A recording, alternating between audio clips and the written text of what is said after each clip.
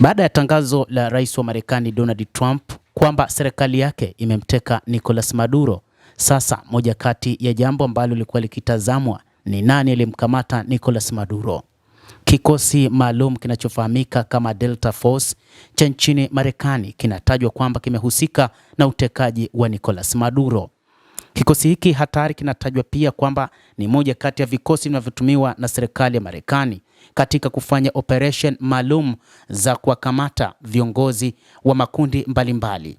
Kikosi hiki kinatajwa kwamba mwaka 2019 kilimkamata kiongozi wa zamani wa Islamic State Abu Bakr al-Baghdadi, lakini pia ni kikosi hiki ambacho kinatajwa kilihusika na mapambano dhidi ya kumsaka Saddam Hussein nchini Iraq, lakini pia ndicho kikosi kinachotajwa katika mapambano dhidi ya kumsaka Osama bin Laden. Kadhalika ndicho kikosi kinachotajwa na kukamatwa kwa rais wa zamani wa Libya Muammar Gaddafi. Katika taarifa ya serikali ya Venezuela ilieleza kwamba haielewi na haijui ni wapi alipo rais wa Venezuela bwana Nicolas Maduro. Operation iliyofanywa na Marekani imefanikiwa kwa 100% katika mashambulizi na hatimaye kumteka Maduro.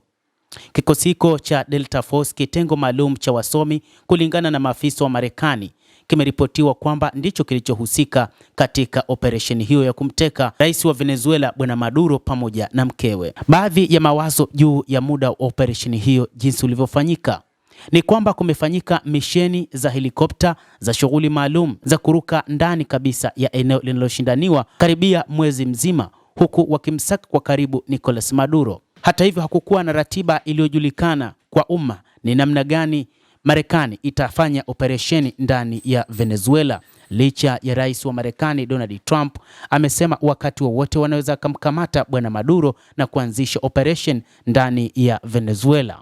Ulinzi wa anga wa Venezuela unatajwa sio wa hali ya juu, na ndio sababu ya Marekani kushinda katika operation hii.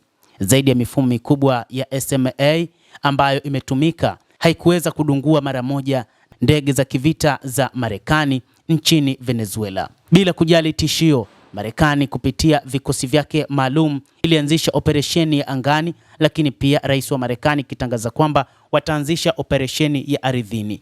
Na baadhi ya taarifa zinaeleza kwamba operation kabambe ya ardhini ndio ambayo imesababisha kutekwa kwa rais Nicolas Maduro wa nchini Venezuela.